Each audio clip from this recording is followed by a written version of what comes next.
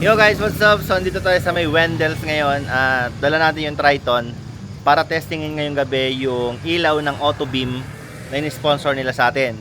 Bali yung ilaw na yun mga kaibigan is yung projector fog light na 100 watts. Tapos ang presyo niya is 10,000 mga kaibigan, di ba?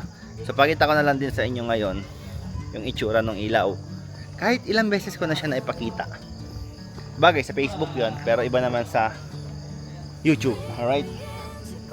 So, ito yung ilaw natin mga kaibigan. Ito yung ilaw ng Auto Beam. Bali assembly to mga kaibigan, no? Assembly yan. So, kapag ka nag-avail ka nyan, ang mawawala is yung daytime running light. Di ba sa Triton natin, kapag andar mo ng engine, automatic meron na siyang ilaw sa fog light, which is ang tawag doon is yung DRL. Pero since naka-projector fog light na tayo, natanggal na yon mga kaibigan. Kasi yung DRL is nakalagay dun sa stock niyang lalagyan na ganito. Ito kasi is from Auto Beam na to guys, no? Kapag ka binili nyo, ito na yon as is. Bale, ito yung ilaw natin mga kaibigan. Sa smoke tail light dito sa Triton, ayun, papakan ng preno.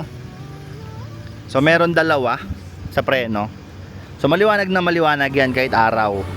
Kung ano yung liwanag ng stock, ganun din yung liwanag nitong smoke tail light natin. Pa-reverse. So kapag ka nag-reverse, ito yung ilaw niya, nasa pinakababa. Maliwanag na maliwanag din yan mga kaibigan. Ayan. Ngayon, pa-open ng park light. Yan. So kapag ka nag-ilaw ka ng park light, nag-on ka ng park light, mag-open yung nasa gilid niya. So kompleto na siya. Merong reverse light, preno na dalawa, tapos park light. Ngayon, hazard. So sa hazard, mawawala yung red na isa sa taas, mapapalitan ng yellow. So magkabilaan syempre. So ganyan yung ilaw natin. Pa-remove nung reverse. So wala nang reverse. Yan yung itsura niya kapag ka naka-hazard ka. Patanggal nung hazard tapos left. Yan. So kung mapapansin nyo, yellow yung left ay yung left signal light, tapos ito yung kabila naka-red pa din. Okay? Yan yung kagandahan ng smoke na ilaw sa hulihan.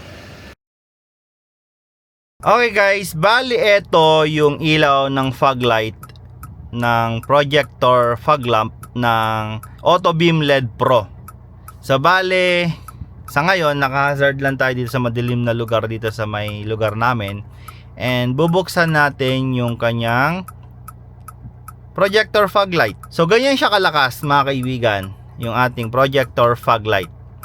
Bale, meron siyang cut off. Hindi siya nakakasilaw. Kung napapansin nyo man yung basurahan, hindi siya nakikita lahat. Meron lang siyang cut off para hindi nakakasilaw sa kasalubong. So ito yung vision natin dito sa loob ng Triton. Bale yung tint natin is medium tint mga kaibigan. At yan, ito yon. Ito yung kanyang ilaw. Alright. So ikot tayo dito. At baka sabihin kung anong ginagawa natin. So yun yung gamit natin ngayon is ito lang yung ano niya guys, no? Projector lang to. So maliwanag na maliwanag. Atras tayo. Balik tayo dito sa madilim na lugar. Okay. Saktong-sakto yung pinag-testingan natin kasi sobrang dilim dito, no? So yun yung kagandahan ng kanilang projector mga kaibigan na fog light. Meron siyang cut off, hindi siya nakakasilaw.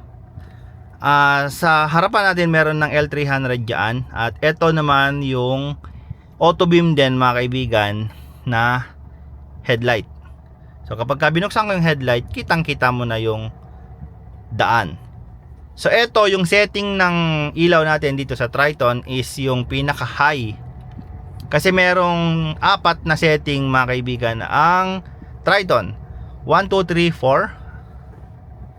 At alam ko parang 1 ito naka 1 to mga kaibigan. So kumbaga kung magkakaroon ka ng karga at tumingala pa yung sasakyan, nakakasilaw na sa daan. So yan yung sample na headlight and fog light. So kapag dilaw naman ang ginamit natin, pwede rin. Tapos headlight. Yan. Yun yung kagandahan dito sa projector fog light natin mga kaibigan, kasi 3 po ang kanyang ilaw. Yellow, white, and combination. So parang yung combination niya, yun yung pinaka all weather. Ayan. Hindi to nakakasilaw guys, promise. O kung mga bandang Baguio ang biyahe ninyo, panalo to, kasi kung merong fog or sobrang fog talaga sa lugar, maganda to gamitin. Solid ang auto beam na ilaw guys. So bali yung tint natin is medium tint to, from Casa pa. So alam nyo na, pagkagaling Casa na tint mga kaibigan, hindi yun maganda, hindi siya quality kapag kagaling Casa na tint, kasi ang heat rejection nito is hindi ganun kaganda. Ayan, ganyan siya kaliwanag mga kaibigan. Ito yung sinasabi ko sa inyo, kapag nakaharap ka dito sa may sasakyan, hindi siya ganun nakakasilaw. Kita nyo yung cut off. Kapag kasalubong mo yung Triton na to, hindi ka maiinis. Pero kapag halimbawa naman sinilaw mo itong Triton natin, pwede mong paganahin yung high beam nito, kasi may high beam to guys, itong projector fog light nito. Sasabay yung ilaw na to dito sa headlight natin. Kapag nag-flashing tayo, magkakaroon din to ng tulong. Tutulungan niya yung headlight na mag-flash dun sa kasalubong. So yan yung auto beam projector fog light. Yan. So ganyan siya kaliwanag. Itong gamit natin ngayon is projector lang yan guys. Okay.